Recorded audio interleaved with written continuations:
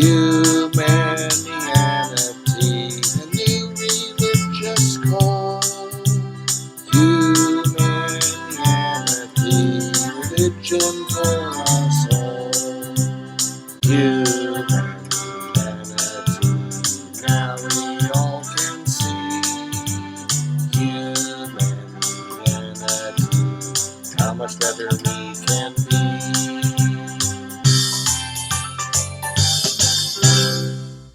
Hi, I'm Bill Van Fleet, and this is Humanianity Conversation number 67, recorded on July 31st, 2020. It is the 29th recorded conversation with my friend Mike. We continued our discussion that was cut off abruptly last week by Mike's power outage, comparing our basic worldviews with the goal of coming to agreement.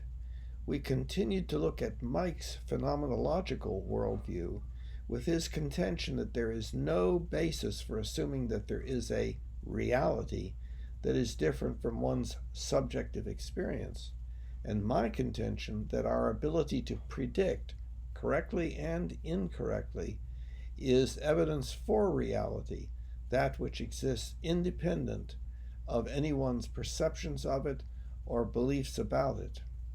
At the end, we were getting into the difference between definition and belief, and we plan to continue next time. Yeah.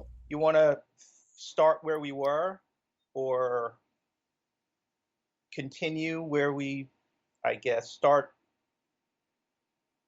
talking about what we talked about the last time before we got cut off, or do you remember where we ended up? Yeah, sort of. We're talking, as I understand it, about two basically different worldviews, yours and mine, and that, of course, my worldview is a little bit hard to describe as it's based on the mind-body problem as outlined in the book and so forth. But we talked a little bit about that. That basically reality is totally out of reach for us. We just have models of it, except for one thing, and that is the ability to predict. Now, your worldview, if I understand it correctly, is phenomenological, and meaning that you have all of your life experience and your beliefs about it and so forth, that all fit together in a certain way for you, and for somebody else it's going to be somewhat different, and that there's no way of saying that that your life experience is or something about your life experience is correct, and that the other person is incorrect. However, I think that you make a distinction between different kinds of beliefs. For instance, a belief about something having to do with gravity would be different than a belief about something having to do with a god. But I'm not sure about that. At any rate, and that's very close. So when your power went off last time, I was in the middle of describing how Einstein had made these predictions about the bending of light as it goes around the sun in a solar eclipse, and he had predicted how much the measurement would be changed by that set of phenomena, and everybody was about to do it, but they, for various reasons, couldn't. And so then shortly after that, he realized he made a mistake and he made a different prediction. And then they were able to do it, and sure enough, this second prediction turned out to be what actually occurred. And that's where we kind of left off. Now, whether that's relevant to your contention about the nature or accessibility of reality, or whatever it would be that you would say, I don't know. Cool.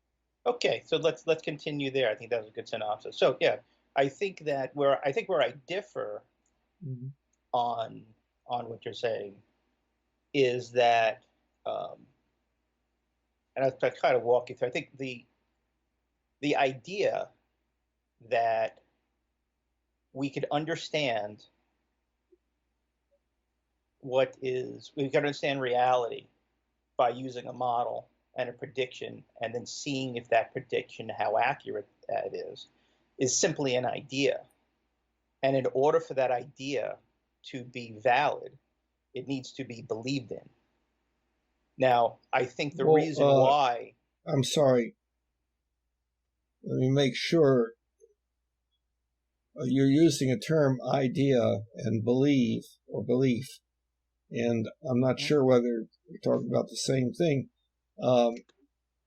And believed in. So let's clarify. I think if we use the simplest and most general and accepted meaning of the word belief, that's going to that would be a good idea. Now, the phrase believed in has somewhat different connotations, but let's just say for a moment that whatever it is that we're talking about is a belief that is maintained by one person but not by another, or some people and not other people.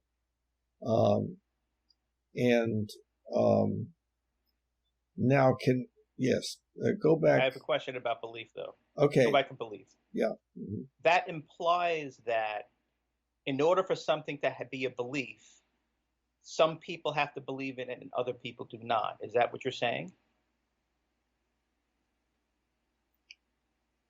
Well, not exactly, because we could say that there is a certain belief that nobody has, or there's a certain belief that nobody has anymore.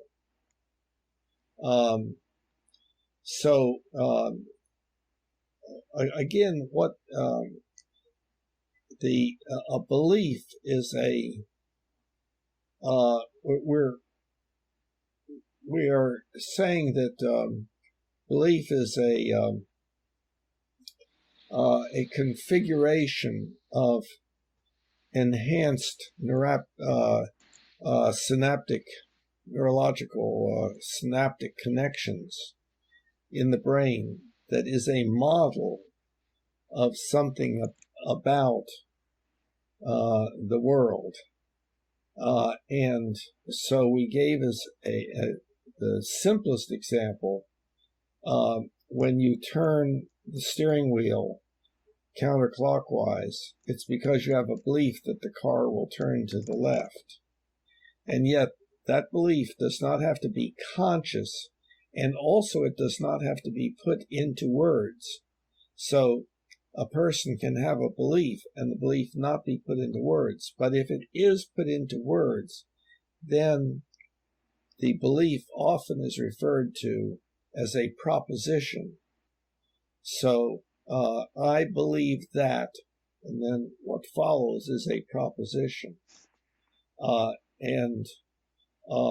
So that proposition is something that could be correct, incorrect, accurate, inaccurate, somewhat accurate, etc. Now, is that consistent with the way that you're thinking about belief? Well, I would say that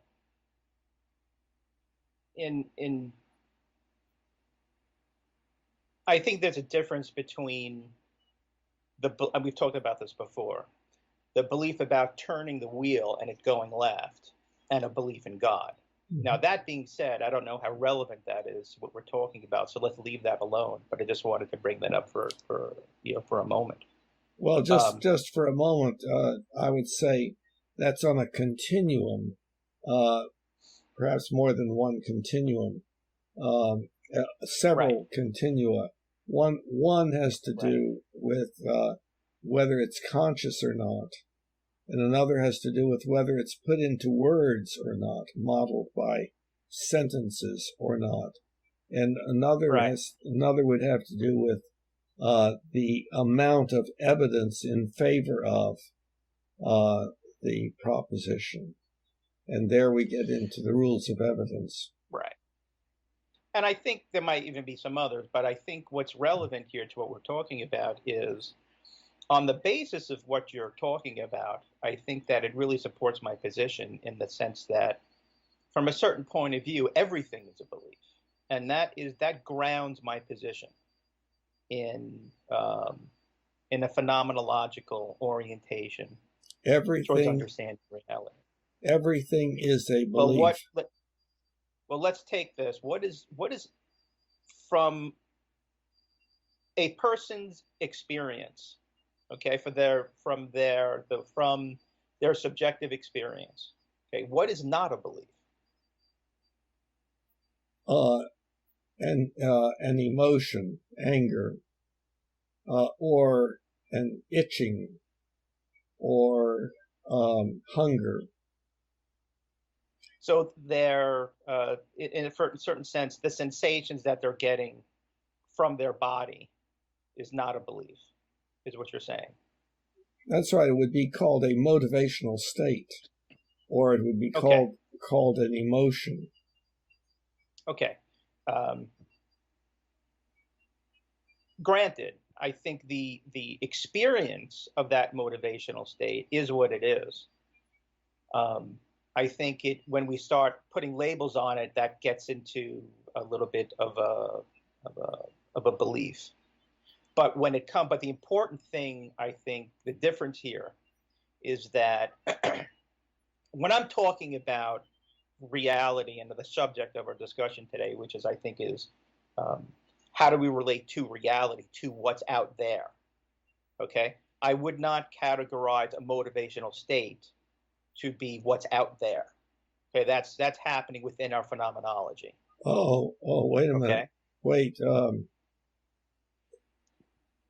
Well, I and perhaps others started having a general feeling that you were talking about the difference between inside the self and outside the self, but that's not, I don't think that's what you were actually meaning.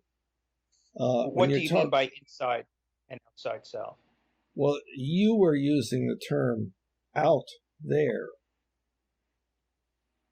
And so the question would be, what container are you talking about outside of which are the things that you would say are, quote, out there?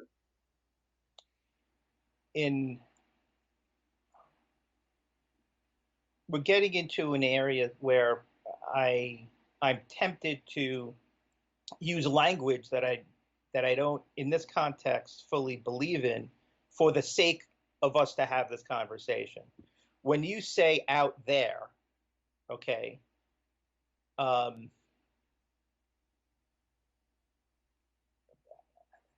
again, I'm talking very, very technically right now. We're talking very detailed about things. When I say out, if I'm to say something out there in reality, as somebody who has a position on understanding things that's phenomenological in nature, I could kind of say, well, that's kind of not relevant, and whether that even exists or not, who knows? What's relevant is our experience of it. But for the sake of communication, so we can just talk about this, I have to use words in terms of out there reality, what's behind the curtain. So yes, given that qualification that I just provided, what is out there, I guess you could call outside the self. But as a phenomenologist, I would kind of question the reality of that and the relevance of that for the most part.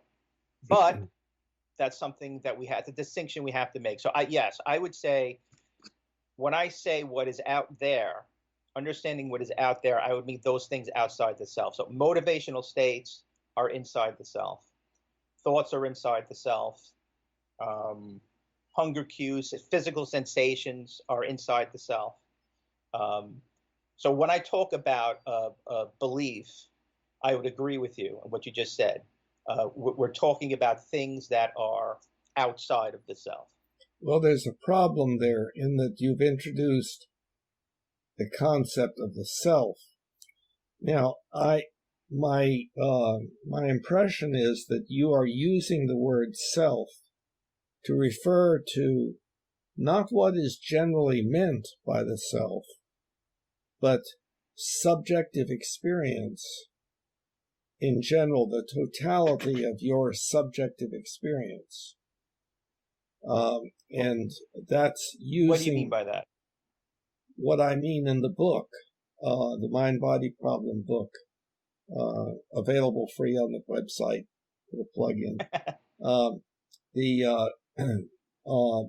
It's the sum total of all experience of all of your anything that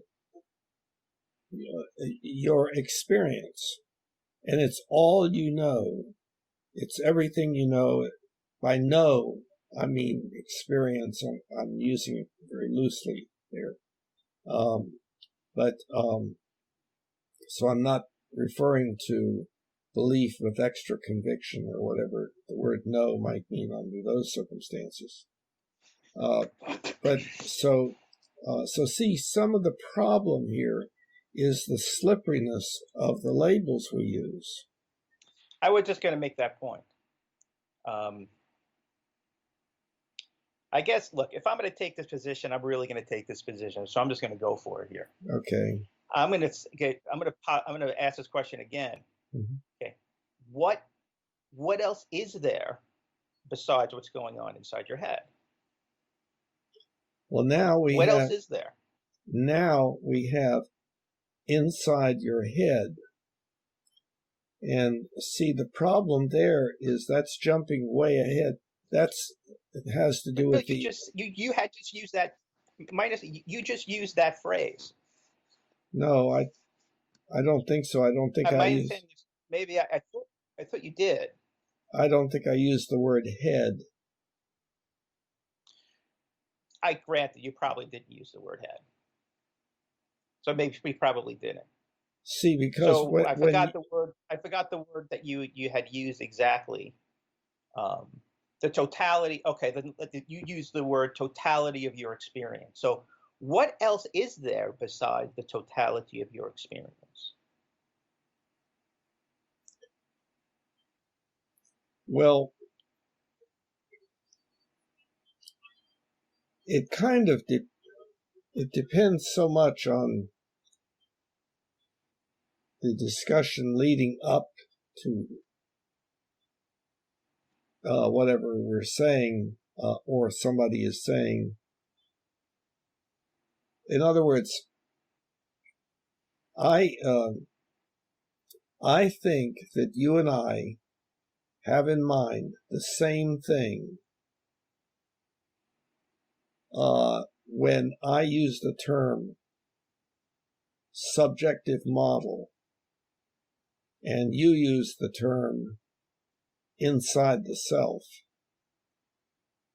or something like that. I recall that from the book. I have a tendency to agree with you that we're probably talking about the same thing. Mm-hmm. So what I in the book maintain or present, and I think justify, is that one can consider that whole thing leaving out anything that you've been told by somebody else, and maybe other sources, that would be called a subjective model. But the objective model is that set, that model that you build up in your mind, so to speak. No, how you extend the subjective model, growing onto Right. the starting with a bump on the surface of that subjective model is those beliefs that you don't get from your subjective experience except by somebody telling you. And the reason we call it the objective model is because if you verbalize what you see or what you believe, sometimes somebody else will say, well, that's not correct, and will tell you about some other stuff that will cause you to change your mind. And that lump grows real big, and it becomes, it contains ultimately what the sciences provide for us, including that when you're looking at a wall and you're seeing that solid wall there, the objective model is that it's mostly empty space containing these things called molecules or atoms or quarks, bosons, or etc. And and maybe they are even really little strings and so forth. And none of those images, like little billiard balls or strings or anything like that, really coincide exactly with what the objective model says is actually there. And so that's a whole different model, the objective model of reality. Yes. See, I don't. I think that, and I like to understand why you're doing this. So I'm just gonna ask you a question. Okay. In your description of the objective model, you corrected yourself and you said, no, it's an expansion of the subjective model. Mm-hmm. And you talked about what people tell you and what people tell you is what you hear. What you hear is, I would argue, a motivational, it's in a sense a motivational state. It's a sensory input. It is something that is happening inside the self. So I don't understand. So everything you just described to me is happening inside of the, to use the language of your book, the subjective model. And yes. and the distinction between that and the objective model that you're making is, there doesn't seem to be that you're providing any evidence for that. Well, I thought that I just did. The fact that if you believe that the wall is actually made mostly of empty space and strings or bosons and fermions and so on, that's not anything you acquired except through input from other people. Now, we went over this we went over this in the past. It doesn't mean that you can take any belief in the objective model and say, oh, this belief in these words I acquired from a person and now it's stuck in me, in my objective model. You can indeed be creative and come up with beliefs that are connected to and fostered by what you have been told. In other words, somebody could tell you, you could believe a certain thing, somebody else could tell you, that's not right because of such and such, and you would give it a lot of thought, and you would say, well, I was wrong, but so is that person. What I believe is such and such, but still that's in the primarily in the objective model. There's a lot of the book really clarifies this, and you and I actually went through the book in the past, sentence by sentence, paragraph by paragraph, and you did identify one place where I had indicated that the objective model somehow was separate from the subjective model. And I clarified that that was not so. Well, no, I think, no, it was primarily what I was just talking about, that, if I have a belief, it's either in the subjective model or the objective model, and if it's in the objective model, then it was told to me in words, and that that entity is stuck there in the objective model, and it was purely by somebody else. And no, that's not correct. We have the capability of using our imaginations and putting together different parts of the objective model into elaborations that are our own creation within the objective model. That's what Einstein did when he put together what other people had done and came up with his own thing. Now you're shaking your head. That's, yeah, I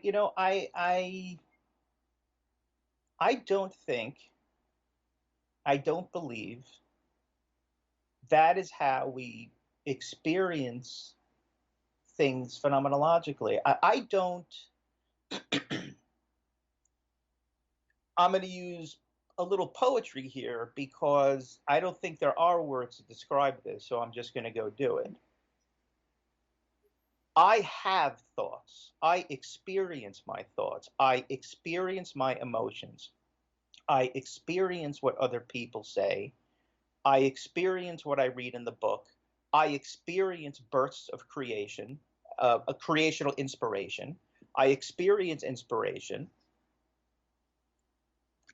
That's all part of this, of my experience. And to artificially, what I would claim to be artificial, to claim that some of those things that I just said are subjective in nature and other things are objective in nature, I think is inaccurate, because that is simply not the way I experience those things, is what I'm saying. Now, I'm not saying using the idea. I'm not saying that the idea of a subjective model and an objective model is not beneficial. It is beneficial to talk about certain things. But if we're talking about this ontologically, about what is the actual nature of existence, that's simply not the way I experience things. Okay, well, see, right there, there's a problem here in that I have a worldview based upon which I express using certain words that can always be used in different ways. And so you, in part, I think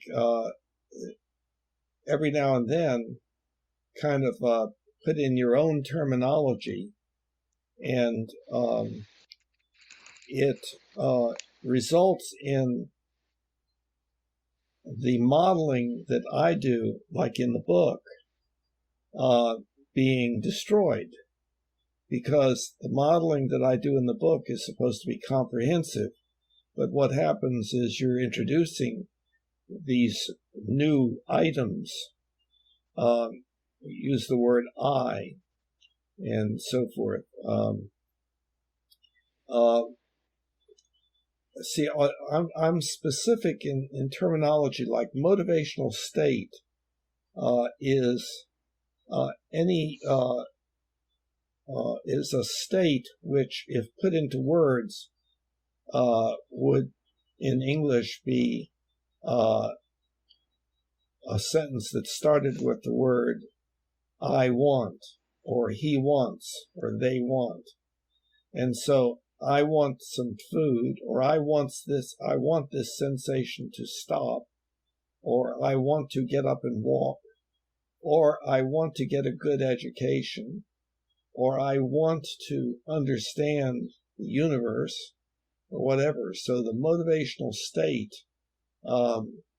can be modeled by our linguistic process. So we can develop linguistic models of our motivational states. That doesn't mean that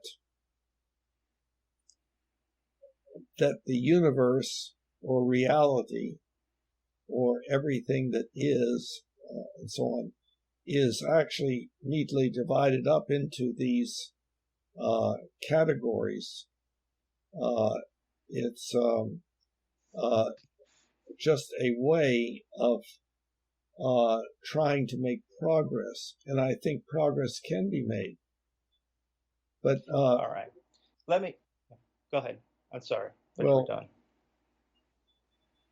Well, progress can be made. Well, you were shaking your head. No, I'm formulating. I'm trying to get. I'm sensing something in what you're saying, and I'm trying to understand what it is. And I think I got it. Okay. But go ahead. You can make progress, you were going to say. Well, by progress, what I'm referring to is our becoming different than chimpanzees, becoming different than newborn or one-year-old children. And that progress hopefully is of a positive nature, and it's progress in the ability to do things by virtue of having accurate beliefs about what will happen if I do this, what will happen if I do that. Accuracy of belief. But there can also be progress with regard to our ethics, but that's a whole complicated issue there. So we can become better than chimps ethically. Right.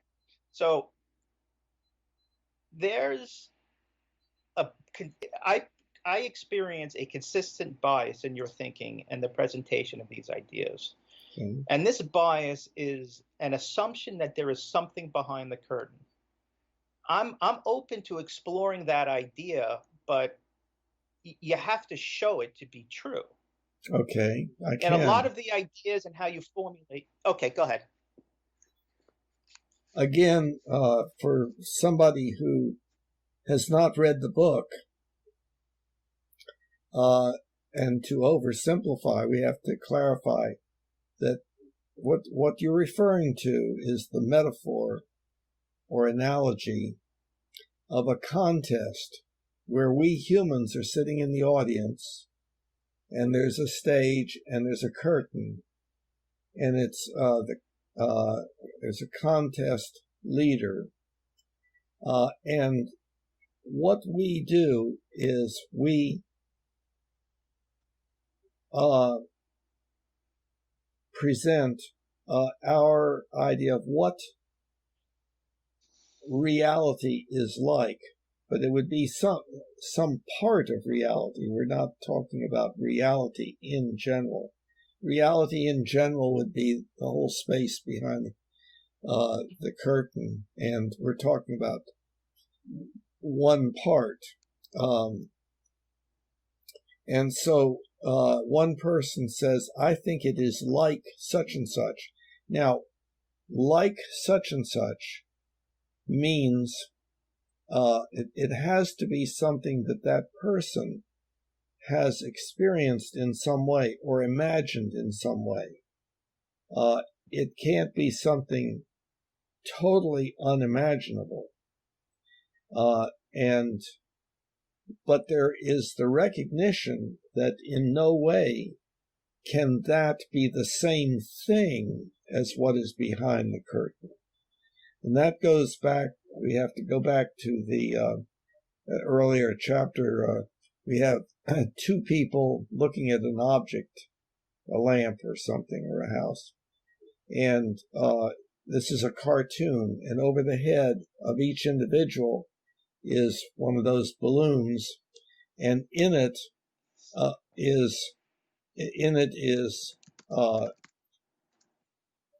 well, there's the lamp that they're looking at, and then in the balloon over each person's head there's a lamp, and we know that that lamp over the person's head can't be the same thing as the lamp out there in the first place.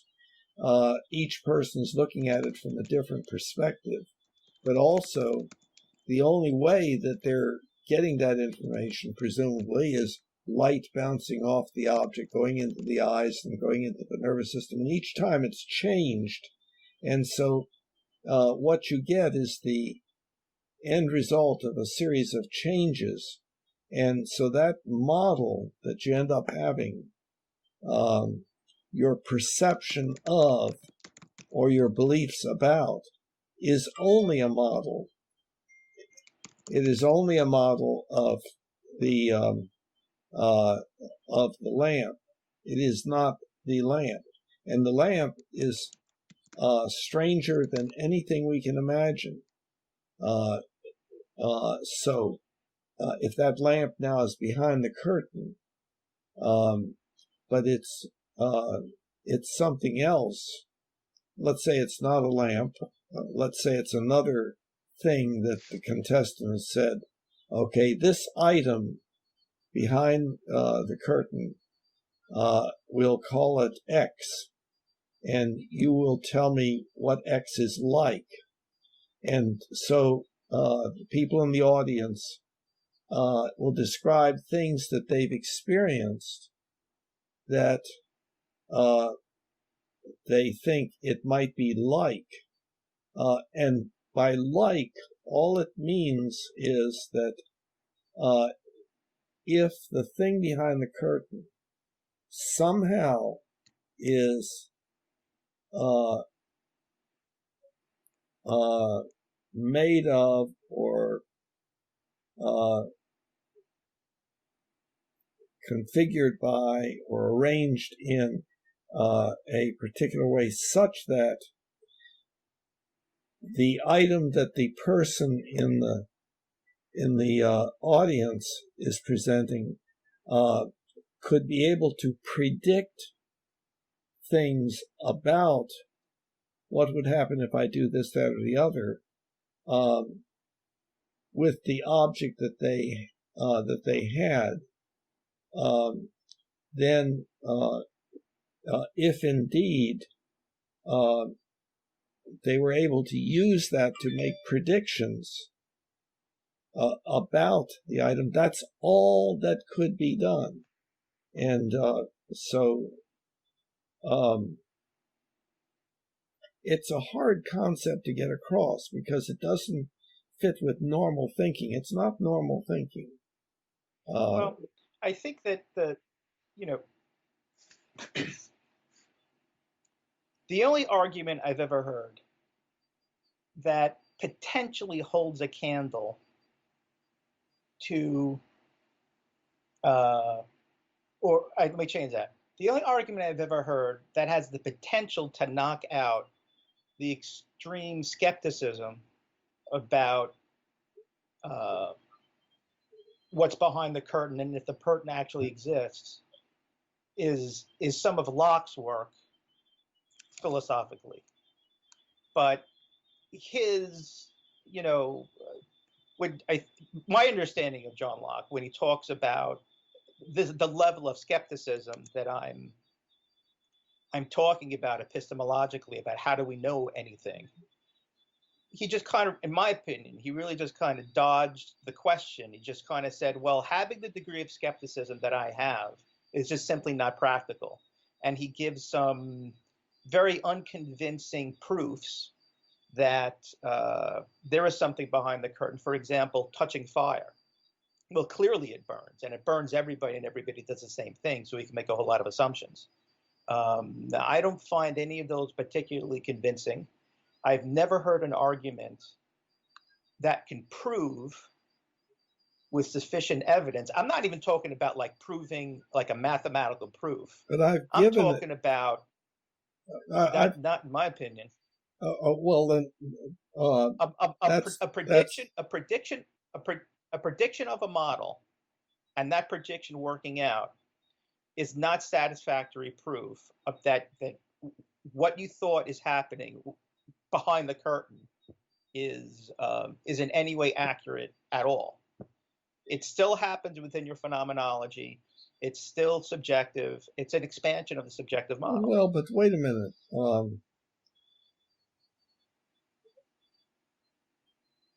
Again, I think this is a key point, and I think the significance is slipping by you. And of course, maybe I'm wrong, but to me, it seems like one of the things that we can be most certain about, and that is that we are able to predict what will happen if we do this, that, or the other. Now, hold on. Everything that we do is based upon a prediction as to what will happen if we do it.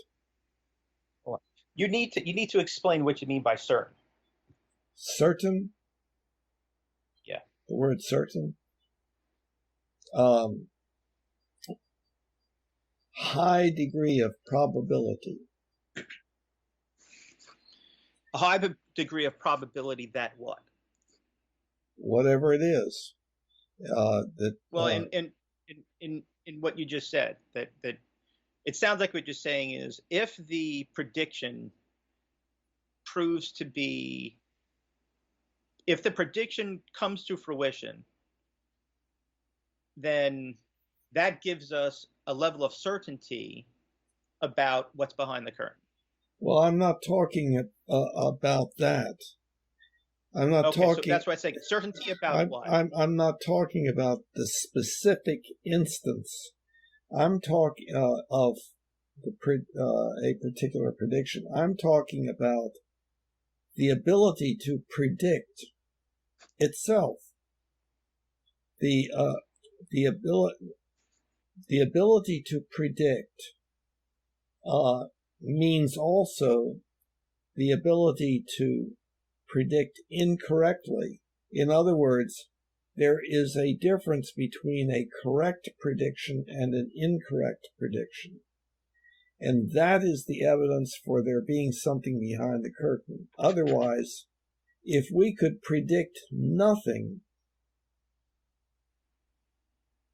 then there would be no reason for assuming that there is reality.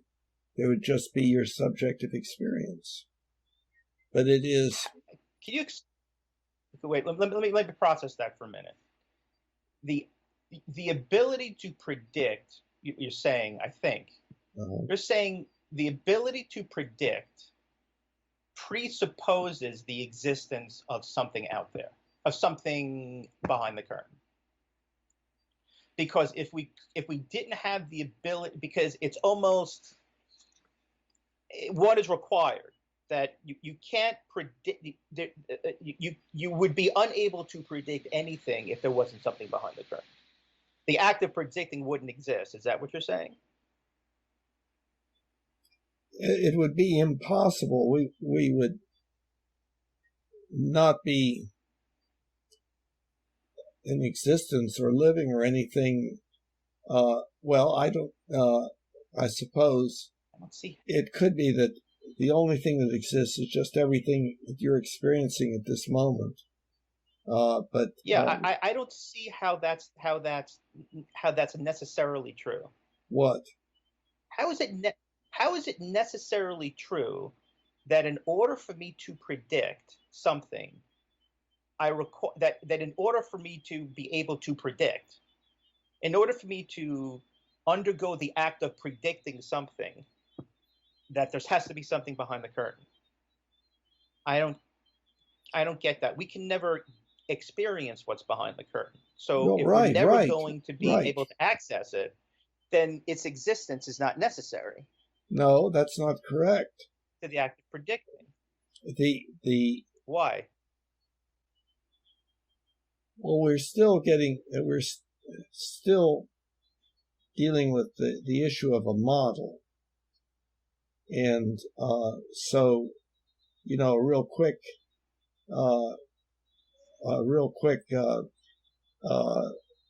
repetition of that would be, a rock sits in mud, the mud dries, the rock somehow comes out of the mud.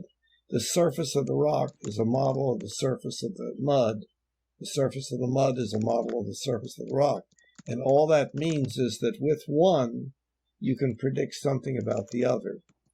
Okay, so what we're talking about is our perceptions are models of something.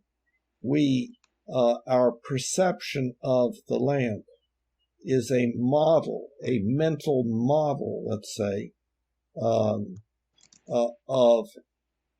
the lamp, meaning that if I looked at your the components of your image, so to speak, of the lamp, I would be able to predict what I would find if I looked at the lamp.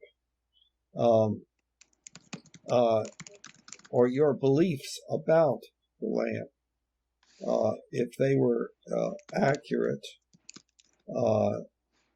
In other words, we're talking about accuracy of the model. Then I would be able, taking the model, looking at the model that's in your mind or your brain, either way, and be able to make predictions about the lamp. But the problem is that all we ever have are models of what's in reality. And the only evidence that we have that there is something in reality is our being able to be successful in our predictions using our models. We can be wrong. We can be right. See, I think you just use that bias I was talking about. I think just came up. So let me explain how I would characterize it, which of course I think is more accurate. The prediction that you're making based on a model is not a prediction of it's not a prediction whose outcome dictates what's behind the curtain. I'm sorry? Your prediction based... Say it again. Your prediction that is based on some kind of model is not a model of what's behind the curtain. The prediction that is based on a model is a model of how is a model of how your subjective experience will change. Even in this idea, there's a bias towards the assumption that there is something behind the curtain, and you haven't shown it. You're making an assumption again that the fact if your prediction is accurate, it means there must be something behind the curtain. That's not evidence. Yes, it is. In my opinion. The fact that I could be wrong, that I could be right or wrong, means that there is something that exists independent of my beliefs about it or my perceptions of it.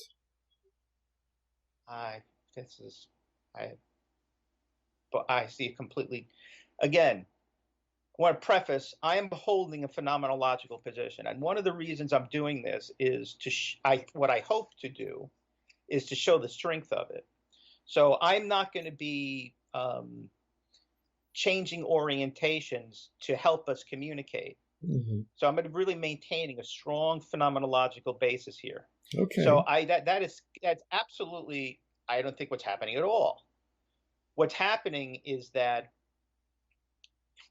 you have a model of what your subjective experience is. You're making a prediction based on that model, which is based on your subjective experience. And the prediction that you have is a prediction of how your subjective experience will change. If your prediction is confirmed, all it means is that you were correct in how you anticipated your subjective experience will change. It has nothing to do with what's behind the curtain.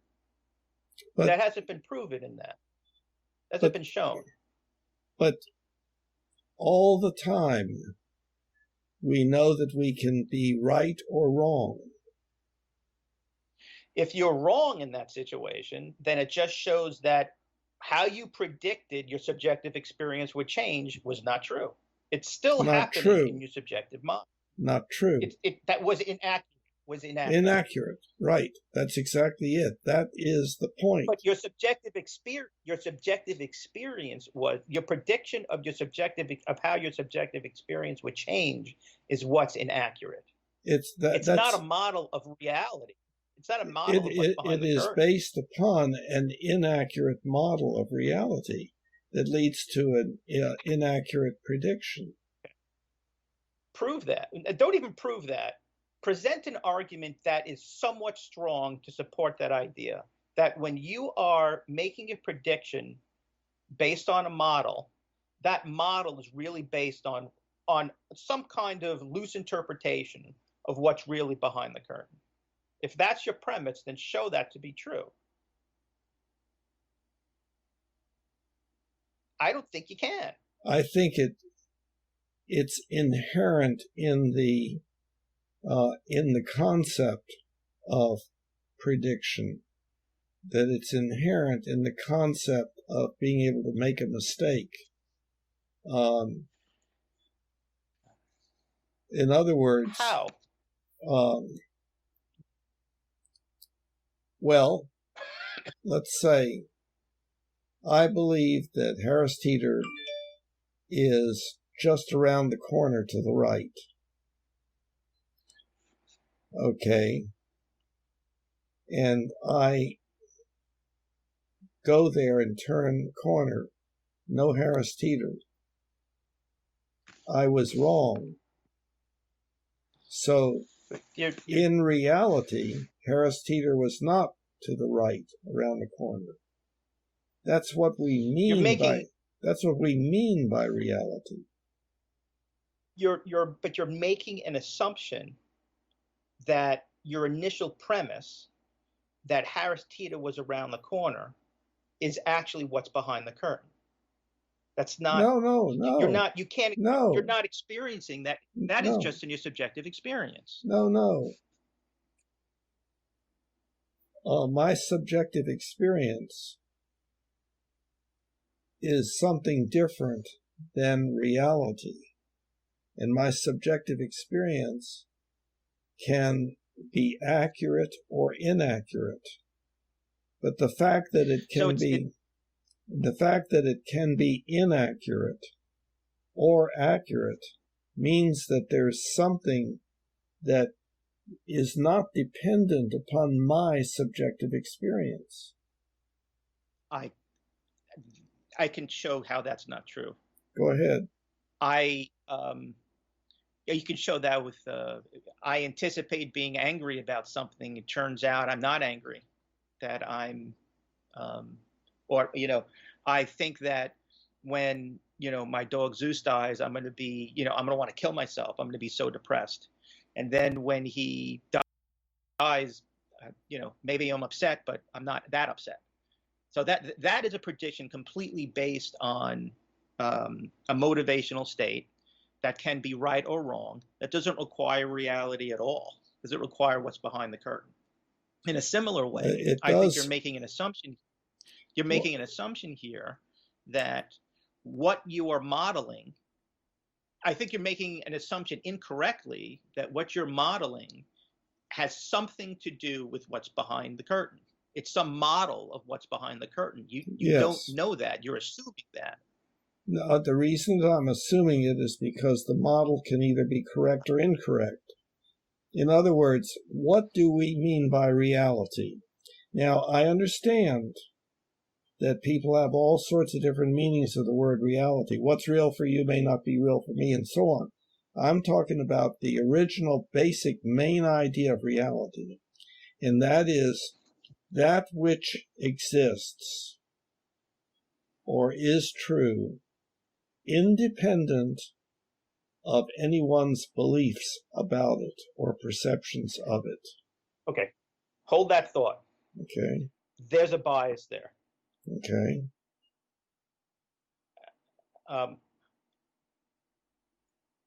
Let me start here in that to critique that statement.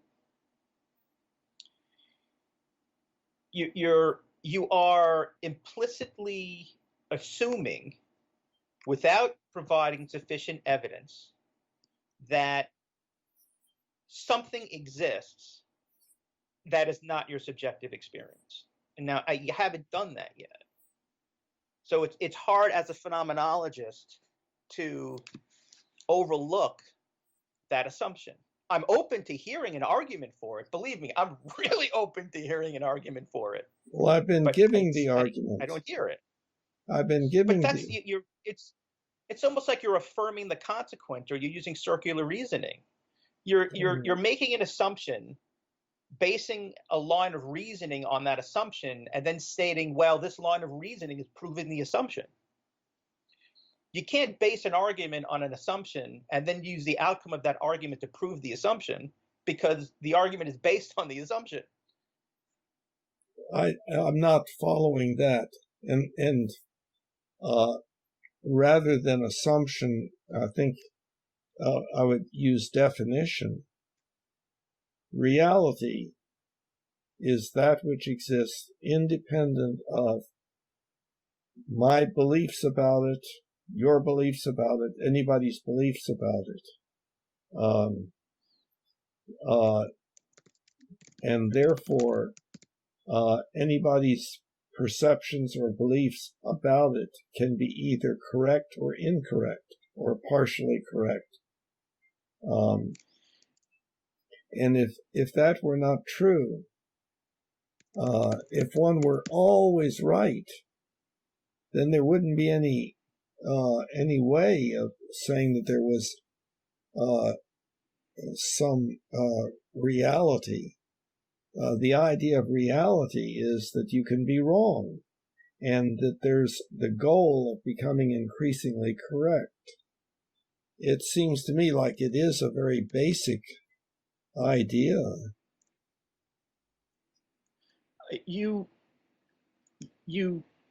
I even think, just logically, you cannot say, I'm going to prove that the existence of something behind the curtain, we may not know what it is, by assuming that there is something behind the curtain. That's just logically fallacious.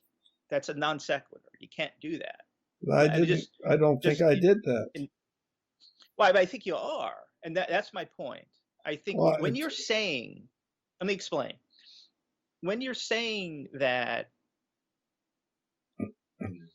the reason why I know there's something behind the curtain, we may not know completely what it is, but it has to be something, is that I can make a prediction about what's behind the curtain and be either right or wrong, because that argument presupposes and is based on the existence of something behind the curtain.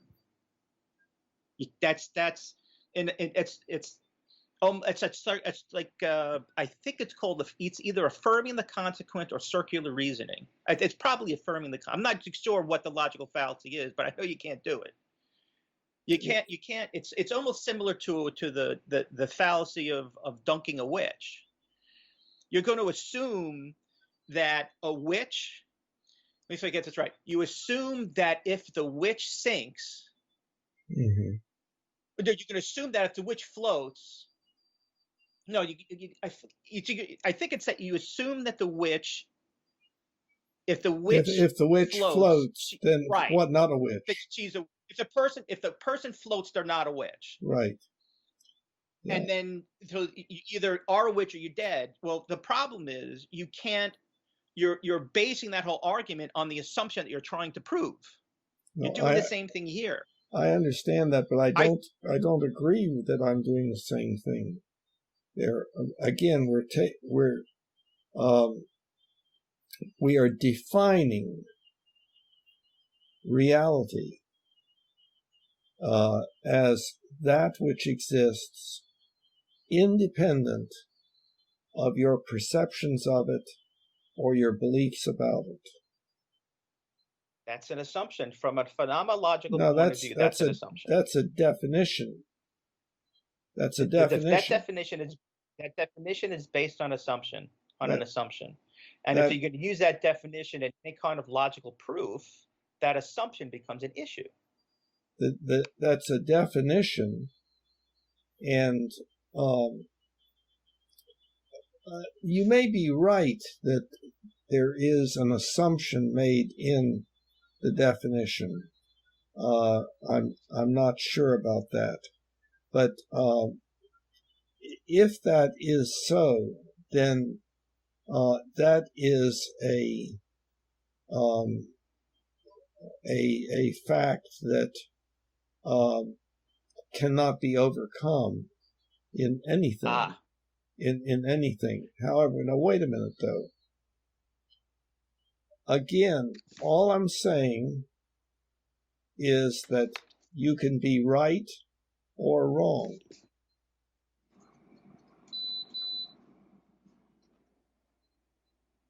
Okay. So, what's the relevance of that? Or let me give you more specifically. What's the relevance for that if you don't make the assumption that you're making about reality's existence? It is a basic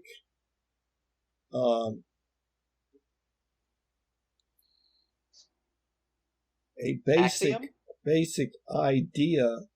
I'm not sure. It's a good question. How best to characterize it, and people who have studied logic and so forth would probably be able to help me out on it. But again,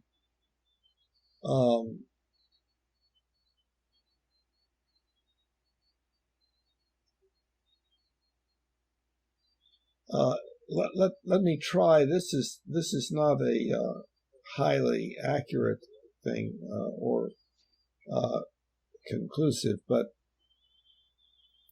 suppose no matter what you did, it was always right. That what you thought would be the outcome of what you were doing turned out to be what happened. No matter what, it always turned out to be exactly what you were predicting. That's different than some of the time you found out that it was a mistake, and that what you thought would happen was different than what actually happened. Those two different scenarios we're talking about. Okay, so scenario number 2 warrants having a word called reality.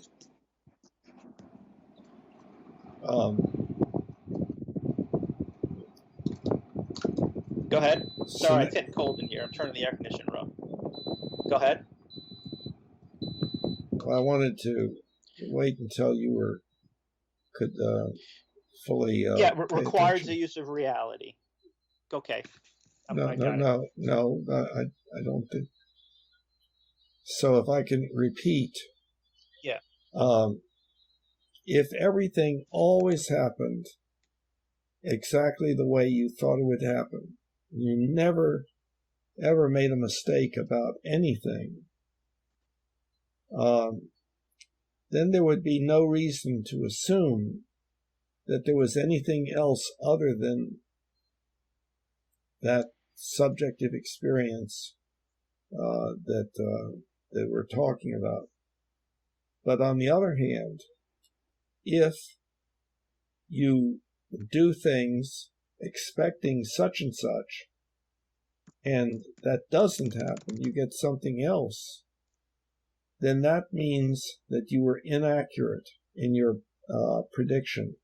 Your belief was inaccurate.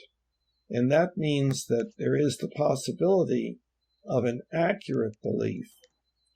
And if you take all of those things, which would be accurate beliefs, that would be what really is so. That's what is meant by So real. I even still think there's bias here.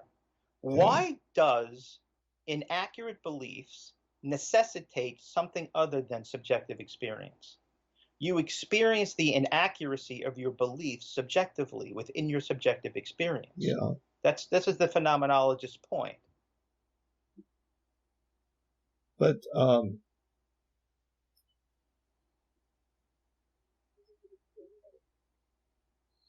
we're not talking about. See, I think we're not talking about. It's a little hard to put into words. We're not talking about experience itself, but whether you your belief about it is accurate or not. And it would the same way. For instance, you could have an hallucination, and so that you could hallucinate a person standing there, and you could ask 3 other people, do you see that person standing there? And they say, no, what are you talking about? Now that would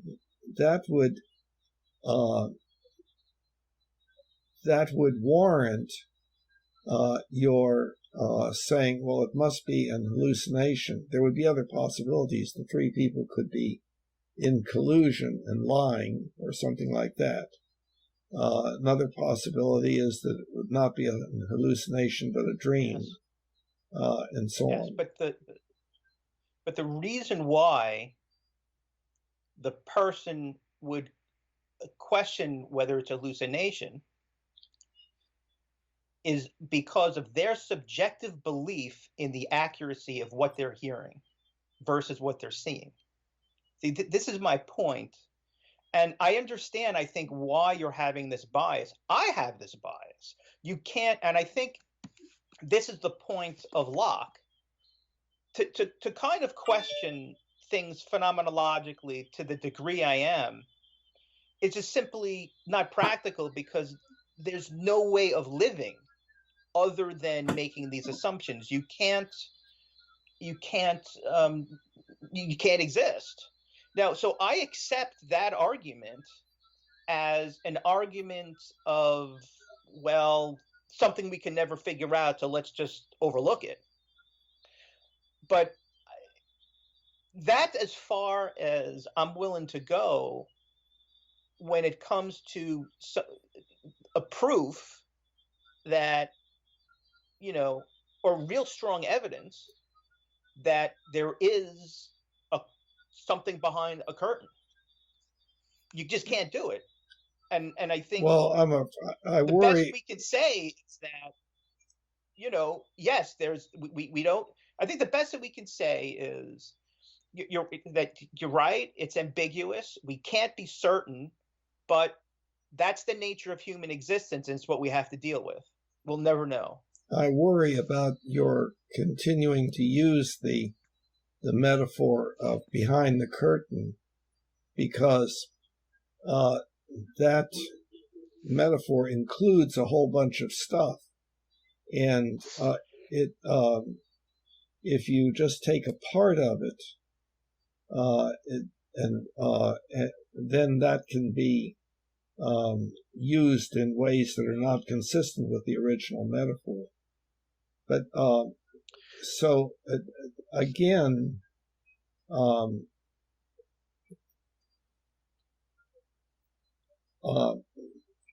I think that I am understanding what you are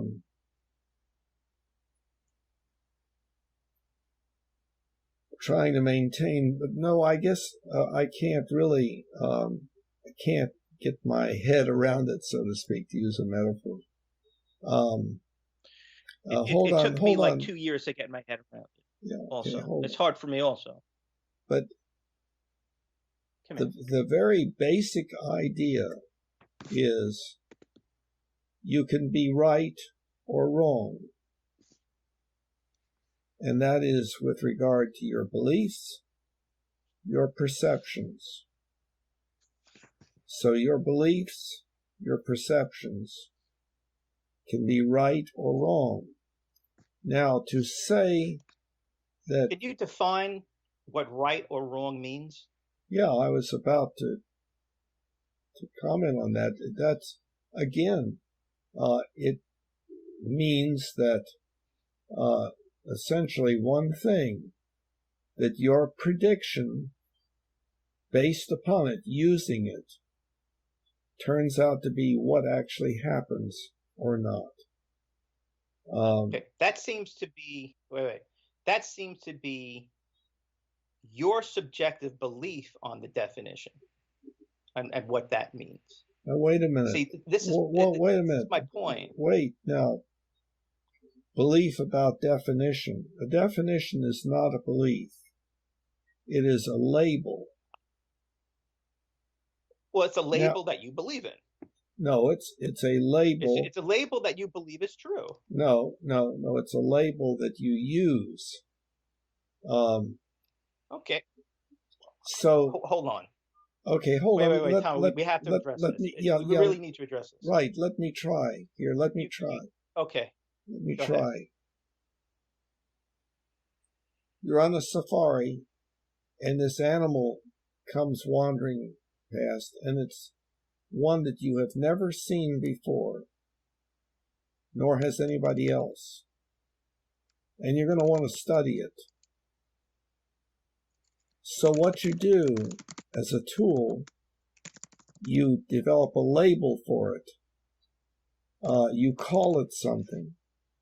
That way, people will know what it is that you're talking about. That's what a definition is. Now, hold on. Simplifying way too much. Hold on. Let me mention something. Okay. There is another problem beyond that. Let's say that you and the other people agree that that's the label that you will use. Okay, so then you put that in a dictionary. But some other people have found another animal, and they put the same label on it, coincidentally, on this other animal. So now the label can apply to either of those two things. Okay, so now you can say, yes, but the first one was the official one. So then you can believe that a particular definition is the correct one. Okay. You would check a manual called a dictionary to find out what the official definition was. Okay. Let me try to highlight what I'm talking about. Okay. So this, I believe the label for this is a bag of popcorn. If I don't believe that the definition of this is a bag of popcorn, then it's not. I could call this a whatchamabang. I believe the definition of this is a whatchamabang. That's what it is. Do you call it a popcorn? No, it's a whatchamabang. I don't care what the dictionary says. I know what it is. It's a whatchamabang. Okay. So Okay. I don't get how you can say that if a label and a definition is not a belief, then what is it? This is very, very important. A definition is just an agreed upon use of a word to refer to a particular thing. Now, and in order, a person. Please let me finish. Please let me finish. You're skipping it. You're skipping the most. You're not answering the question. You're dancing around it. But go ahead. I'm starting to rush because I got to end it. But go ahead. You broke up completely there. I did not hear what you said. I said I'm sorry. I said I'm sorry. I'm starting to rush because it's almost 5:30, and I got a hard stop at 5:30. Okay. But go ahead. Okay. Well,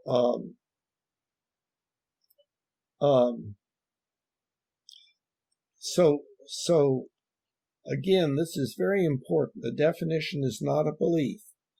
One can have a belief about what the official definition is, but there can also be multiple meanings of a word, multiple definitions of a word.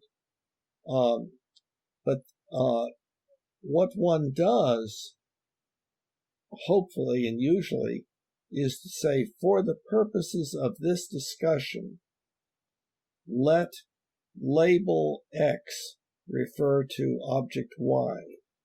And then there's, if there's agreement, then people know that every time they say X, they're referring to this Y. I have a really hard time accepting the premise that a specific language, for lack of a better word, whether it's Spanish, English, or whatnot, does not involve belief at its core. That's an argument you have to show. Well, I don't know. It seems like you're saying there's something intrinsic about a definition that goes beyond belief. And I just no, it's not. It's not that it goes beyond belief. It precedes belief. It's just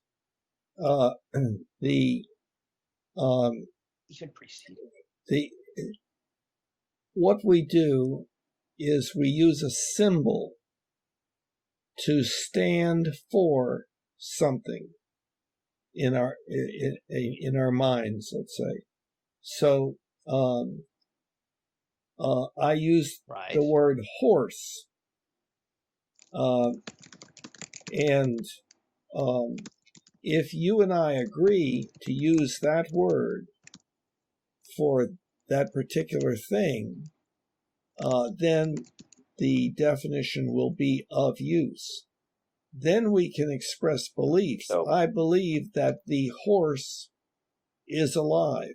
I believe that the horse is 10 years old. Yeah. I believe, but no. But the horse itself is not a belief. It's a Of course it is. No, it isn't. Horse is not a belief. Horse is a word. Horse is a word. Don't you need to believe in a symbol for that symbol to have any practical use? You talk about turning the wheel and the car going left. That's not something you think about, but it's still a belief. That This is. language is the same thing. No. That Language is. Language is the same thing. What I think you're referring to is whether the word that you're using, like horse, is agreed upon. Now, there would be a belief as to whether that was so. I could say that your head is resting on a horse. And that's because I am defining that jacket or whatever it is as horse. I'm using the word horse to apply to it, but there's no agreement between you and me that that's what the word horse means. So the agreement, we would, I might have the belief that yes, you also think of that jacket when you hear the word horse, and that would be an incorrect belief. So you can have beliefs. That's not what I'm saying. You can have beliefs about definitions, but a definition is simply an agreed upon. Let X stand for Y. My 3-year-old kid is learning language. Mm-hmm. She says to me, "What's this?" And I say, "This is called popcorn." Okay. And she says, and then she believes me when I tell her this is called a popcorn. Now that belief becomes intuitive. Is called.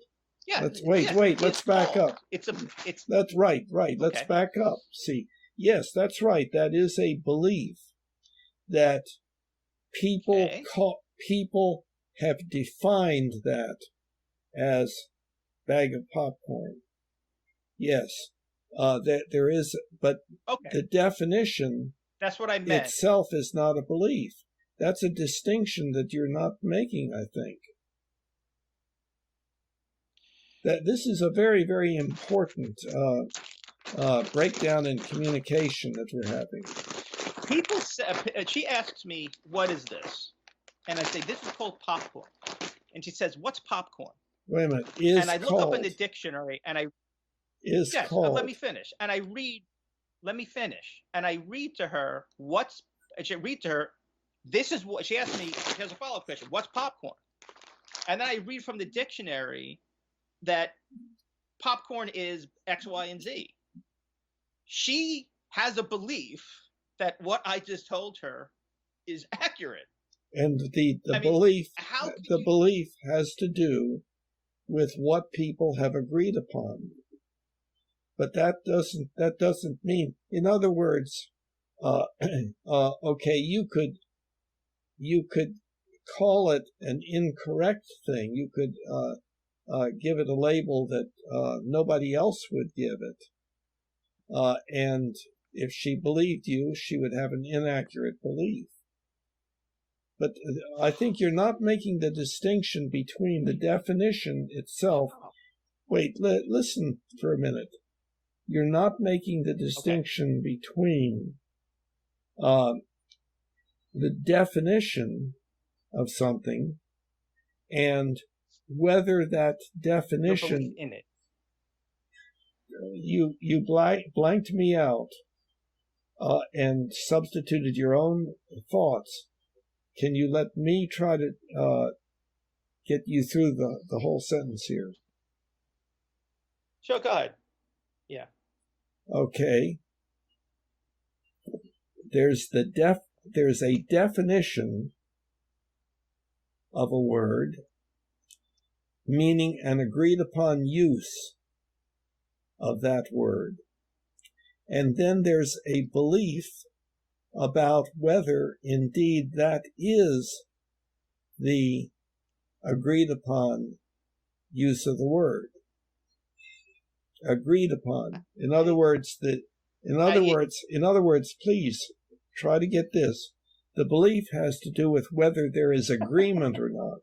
The belief has to do with whether there is agreement. agreement or not. This is a fundamental. But the definition.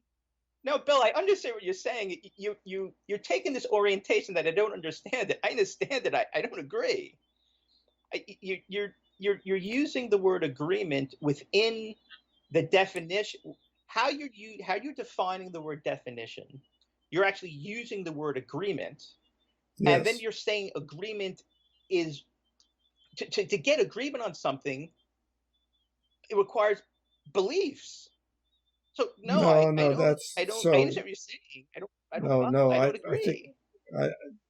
Now you said you would have to leave at 5:30, and that's what it is right now. Let's do five. This is important. Let's do a few more minutes. Can you go on? I can, but it could make some difference. I can either do something or not do something. If I run too late, then I can't do it. No, I don't want to make it difficult for you because I know you had to start early. It's not precise. It's not precise. But the thing is, we are not going to be able to get past this anytime soon in the next half hour. We're not going to be able to do it. I would agree. Yeah. This is what we need to start with next time. I agree. Let's start, and I know we talked about this once before, a while back. Mm-hmm. Let's revisit our definition of beliefs. What do you say? Sure, and our definition of definition. That's right, and our definition of definition. Okay. And how they're both intertwined. Let's remember that definition of what is a definition and what is a belief. Let's start with definition. Mm-hmm. Sound good? Yeah. Let me see.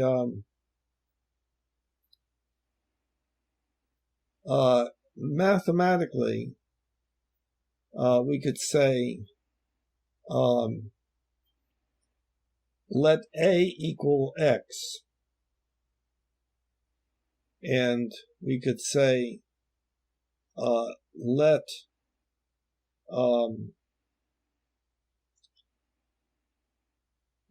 B equal X. Okay, that's like a definition. That is initial given. Now, therefore, A equals B. That would be a belief that is based upon a belief that if two things equal the same, then they're going to be equal. But that may not. Look, I understand. Okay. So. Yeah, I understand what you're saying, and I understand that, but I think the difference that we're having is in how we're orienting. If I'm orienting myself phenomenologically, which I do, what I'm saying is that in order for let X equal 5 to have any type of practical use, I need to believe in that statement. I need to believe that statement is true. Now you can say if X equals 5. And you're saying something different. If X equals 5, it doesn't have to be something you believe in. No, I'm saying no, and you're saying if X equals 5. I'm saying let equals 5 requires a belief. But that's something for us to talk about later.